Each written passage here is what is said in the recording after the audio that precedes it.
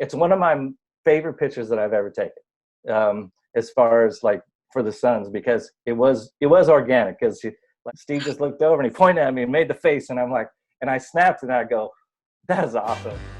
Hey everyone, welcome to another episode of the Outlook Podcast. I'm your host, Lindsay Smith, and today our guest is Barry Gossage, the Phoenix Suns team photographer. Barry, you are in your 24th year covering the Phoenix Suns as the team photographer and 31 years working in the NBA as a photographer. So thank you so much for joining us. All right, Barry, so let's get into some of your most iconic photos. We're going to take a look at them. We're going to break them down. We're going to get some stories behind these photos. So the first one that I want to look at is one that actually wound up on the cover of Sports Illustrated in 1996. You said this is one of your favorite photos. It's a photo of Michael Jordan. So give me some insight into this photo. When was this?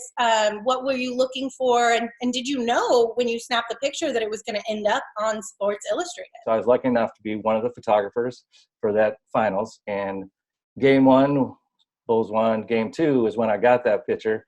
And so it's kind of the same for the photographers as being our finals, because like all the top photographers are there. And I was, lucky enough to be considered one of the top photographers then. And so I was sitting next to one of the Sports Illustrated photographers, and then there's all the other Sports Illustrated photographers, all the NBA photographers are there that are lucky enough to be shooting. And no, I did not have any idea that it was going to be the cover. But when you're shooting a game, Jordan always had a way of, when he got contact, he would usually hesitate one way or the other, and that's what he did. He came in, he drove, and he jumped into Sam Perkins, and he went this way with the ball, and that's when I shot the picture.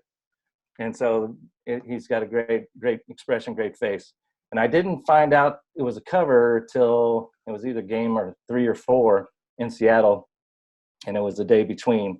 And Joe Amati called me up, and we were playing pool or something. All of us were out in Seattle and playing pool, and he called me up. He's like, "Hey, what are you doing?" I'm like, "Oh, we're playing pool." He's like, "Got some information for you." I go, "Well, what's that?" And he goes like, "You got the cover of SI." And I was obviously very excited about that.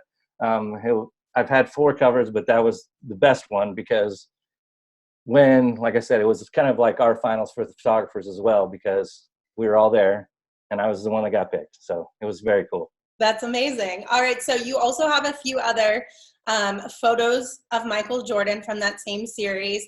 The first one I want to look at, he is in the locker room on the ground, obviously showing a lot of emotion. So give us some insight into this photo. What was happening there? It was game 6. It was it was a closeout game for the series, and they asked me to go into the locker room before the game was over, and it was me, the only photographer there, and a video guy from NBC. And it wasn't until recently this year that I guess the shoes he's wearing was one of the iconic shoes or something like that. And so this picture came back up, and it was been posted on Instagram, and people were calling me to interview me and stuff and ask me about what was going on and stuff like that. So it was kind of weird because I was like, I really haven't thought about this and since then. And so I was in there, the video guy was in there, and we're watching the game on the TV. We can see what's going on. We see the Bulls win. And normally, we all know that, especially at a home series, players stay on the floor, they're celebrating out there. And he did some of that, but in comes Jordan. And he's got the ball, and he comes in, he's got a hat on, and he's getting emotional. And so and he just literally lays down on the floor with the ball. And I took 2 or 3 pictures, and that was it. And then I just let him be, because he was obviously came in there to be alone. And, I didn't, when you're in that situation, you're just working, we're there to do the job. And then it wasn't until this year I realized it was Father's Day. He was emotional. He was missing his dad, kind of deal. So mm-hmm. I just gave him space as soon as I realized he came in here to be alone.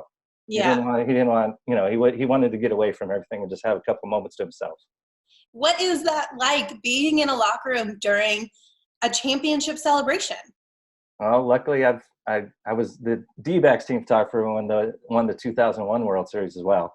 And so I've had it from different arenas, sports. It's crazy.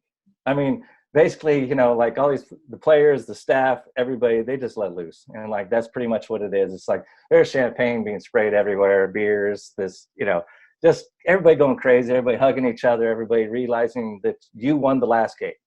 Like, you were the only team and the whole NBA that you won the final game. And that, in that instance, it was their fifth championship. They ended up winning the sixth. We've all been watching the Last Dance and are finding out all the behind the scenes stuff on that story. But that's what it means. That's why they're so excited. That's why everything comes to a culmination at that point in time for them. Okay, yeah. So your second favorite photo is this photo of a huddle here with the Phoenix Suns during the Steve Nash era, and he is pointing at you in this photo. So yeah. My biggest question here is, how are you able to build relationships with these athletes? Because this one shows so clearly that Steve knows who you are. He recognizes what you're doing, and you're in that huddle. So how do you build those relationships and that trust with them? Well, Steve got drafted the first year I came here. And so I knew him for a long time, obviously. And so every time he came into town, he would always come say hi to me. And when he came back, I was pretty excited for him to come back as well. But he was very giving, and he's very media savvy as well. But that wasn't media. That was, like you said, he just saw me and thought it'd be fun. Yeah. And it's one of my favorite pictures that I've ever taken, as far as like for the Suns, because it was organic. Because so every year, the new team, the guys get together and they figure out something they're going to do for their pregame huddle. And like this year, it's like, with Kelly, it's the slam dancing. Yeah, there's the mosh pit, And so that year they'd all do this, and then they come in and like Steve just looked over and he pointed at me and made the face, and I'm like, and I snapped and I go, "That is awesome." And then it was digital and I saw it right away, so I knew I got it. And so. But it was very cool that he did it. And I actually printed it out for him and gave it to him and told him thank you, so yeah, it's one of my favorite pictures that I've ever taken. Is it one of your favorites because it is so organic, or is it just like the whole photo in general that you just love everything about? It's everything about it. I call it a perfect picture, and like I don't know how many pictures a year, but a lot. Yeah. And if I tell myself, people ask me, it's like, "Oh, how many perfect pictures do you take in the game?" And I go, very rarely do I consider anything a perfect picture. I mean, like somebody has a weird expression, somebody's eyes are closed, this, that, and the other. It's like, it's very rare to get a perfect picture, especially with the amount of people that are involved in like a basketball game situation, referees and other players and this, that, and the other. It's like, so when you get something where you're able to hit the reaction, the motion, and stop it like that, and everything, like, you look at it and you go like, there's nothing I would change. And in that picture, that's one of those pictures where there's nothing I would change about that photograph. That's amazing. I love that. Yeah. All right, so you also have another really cool photo of Steve, and it is from his final game with the Phoenix Suns. He's heading out through the tunnel back to the locker room. So take me into this moment and what it was like for you. We all knew that it was probably going to be Steve's last year here in Phoenix. I mean, had been a lot of discussion over that. So like, obviously all of us, we kind of game prep with the ideas of what possibly could happen during the game. And like, it was just, I knew that I wanted to get something that signified that it was Steve's last game or leaving the court or something like that. And I just happened, there was a couple other pictures on the floor, but this one definitely said, fans everywhere, all around the outside of the frame. And then a lot of the media guys that we know are in the tunnel as well, taking the pictures. And that's actually one of those pictures too that I consider it's a perfect picture. I mean, like some guys are trying to get out of the way, some guys are trying to get the picture, and all the fans are there. And it's like Steve's just leaving the court. Yeah, I love that you can like see his jersey and the name on the back of his jersey so clearly. It's like the focal point of it. Okay, so your third favorite photo is one that became more iconic this year because of who is in it. So it's Devin Booker and Kobe Bryant after Kobe's last game in Phoenix. How did that kind of play out? I kind of had an idea that I wanted to find Kobe, and he was probably going to come around and talk to some of the guys and stuff like that.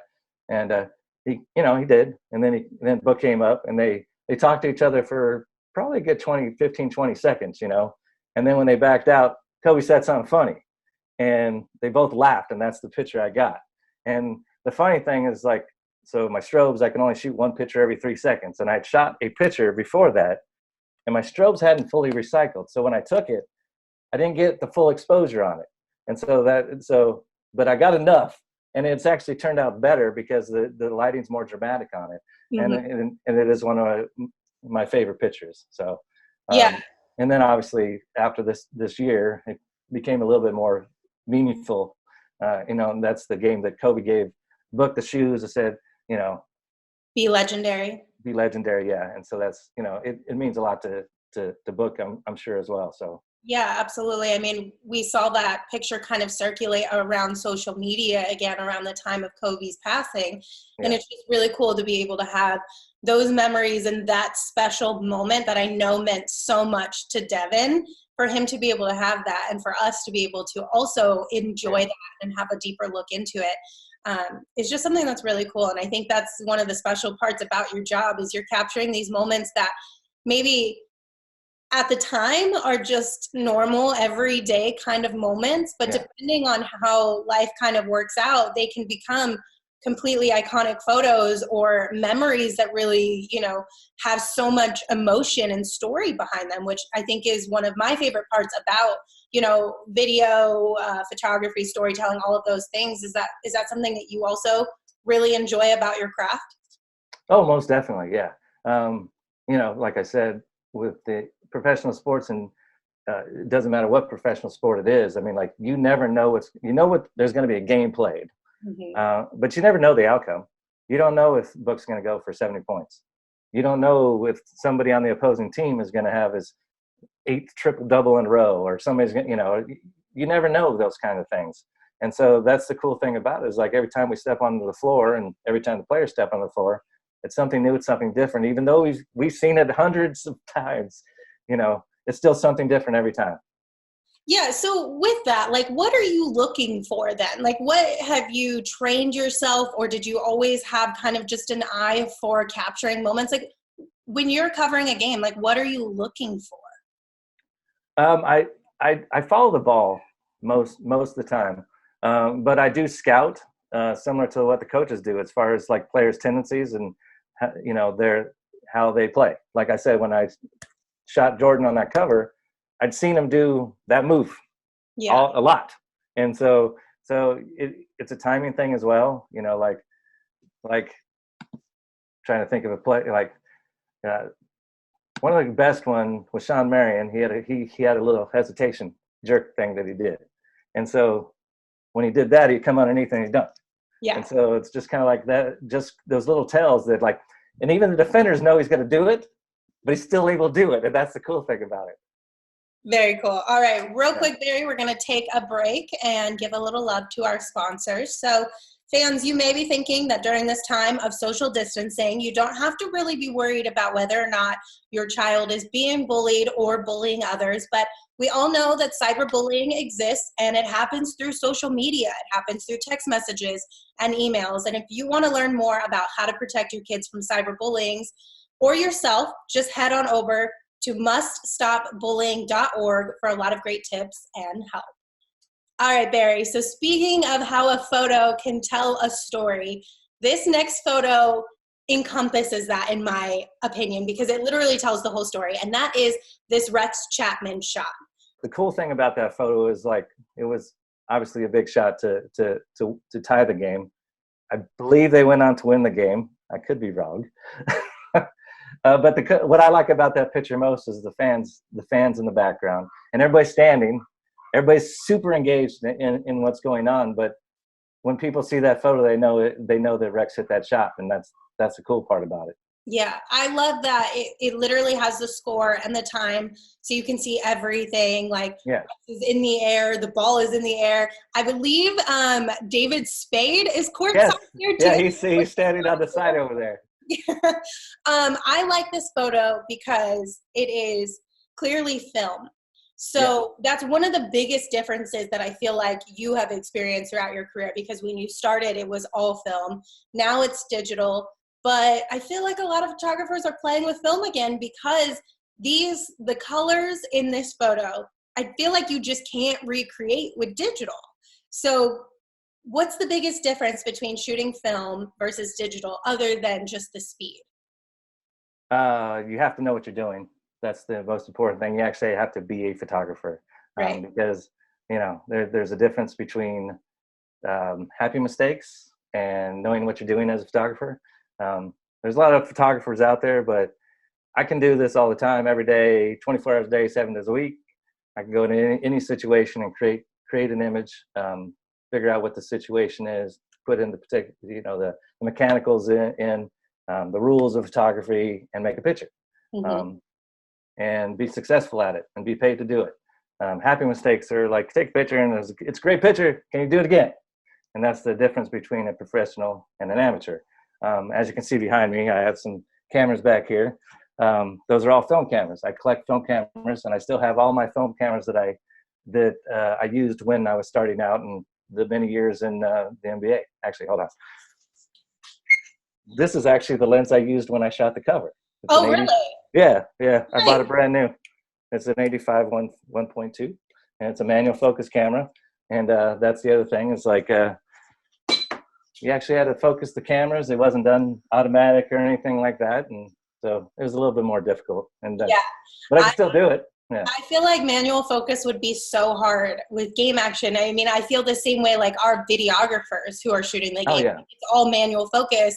It's not like you just point and shoot and follow the ball. It's point, shoot, follow the ball, and keep it in focus. And frame it. Yeah. Yeah, exactly. Like I feel like unless you have some experience with that, like it's hard to really understand the mechanics and what really goes into capturing those shots and in the right way.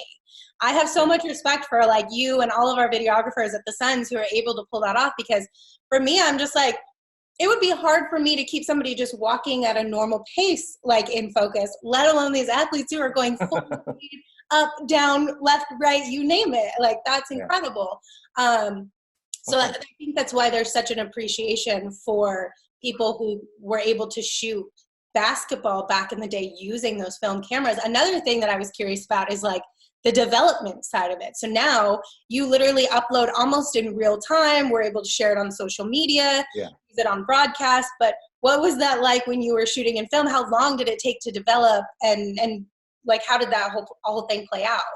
So when I'd shoot a game, and depending on I had Hasselblad cameras, so I usually shot with 3 or 4 Hasselblads, and then some Nikon cameras. So I'd have anywhere from probably 10 to 12 rolls of 220 2.25 film, and then probably 10 to 12 rolls of 35 millimeter film. And I put it in bags, and I'd drive to Imagecraft and drop it in the night box, and they would be ready by usually 8, 9, 10 o'clock in the morning the next day. Okay, that's a pretty quick turnaround. Yeah, I mean, it wasn't cheap, but that's what we had to do. So that's the way it was done. And so then I go pick it up in the morning. Then I go back to the office, and then get my light box and my loop and go through and do the edit, and then sleeve it up, and then I FedEx it to the NBA that same day so they could scan it and start getting it into the system. Back then, I mean, you have to realize it's like internet was very new. It was still new. There was no Instagram, there was no Facebooks, there was no Snapchats, there wasn't any of these platforms that we use now. So I would see my stuff, but it really didn't get out to the public to where it was basketball cards, magazine covers, posters, newspapers sometimes, those media outlets, because that's all there was. And so now, I mean, there has been a resurgence because of the electronic platforms of more usage. I see my images all over the place now, especially on the digital media platforms. So I think there's a even more of a need for content now than there was then. Then there wasn't as many photographers because it wasn't an easy thing to do. Right. Like we talked about earlier, you went to school, you learned your craft, and it took you a long time to get to that point where you could be considered a professional.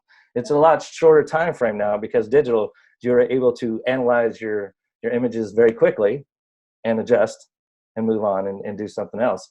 Now the difference is can you do it again and again and again and again and again? Cool. So this next photo is of the GOAT, Diana Taurasi.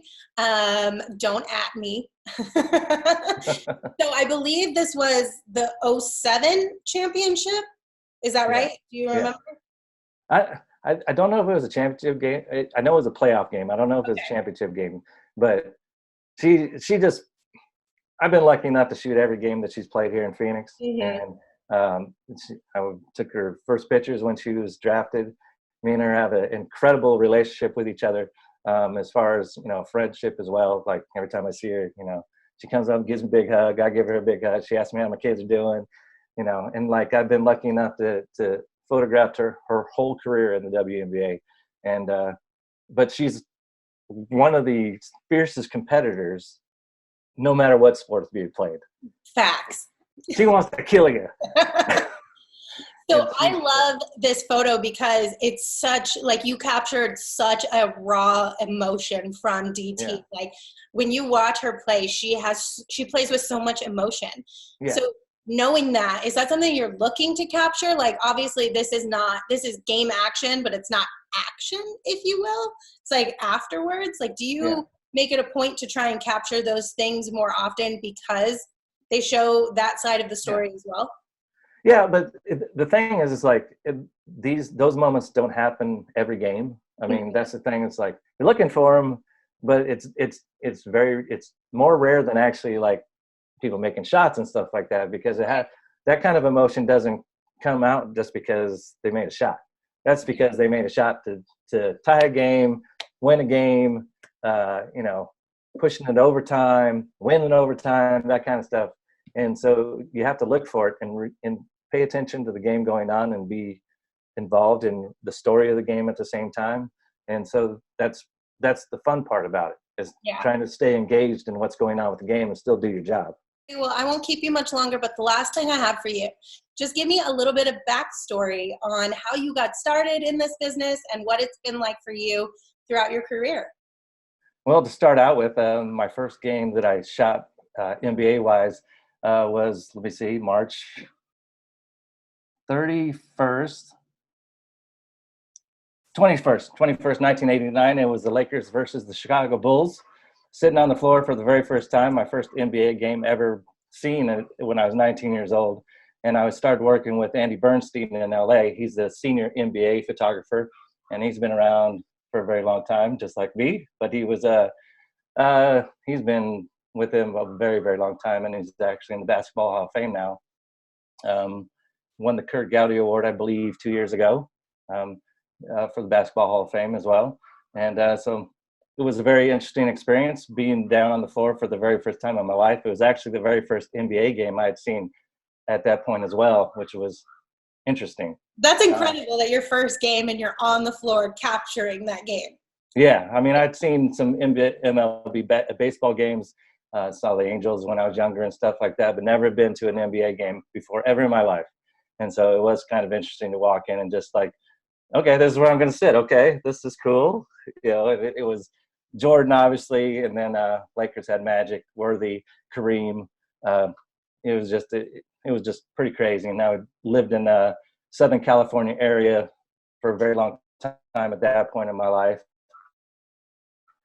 So I wasn't necessarily I enjoyed sports. I played baseball as a kid and stuff like that, but didn't really follow professional sports that much. I was a skateboarder, and that's how I kind of got into shooting action, as being a skateboarder. And me and my buddies, I'd take pictures of them while we're doing stuff, and we created a little magazine in high school and stuff like that. How many times have you been run over? Like, who is the most iconic player that has run you over before on the sidelines? Oh, well, it would have been Shaq. I mean, God, that's a big one.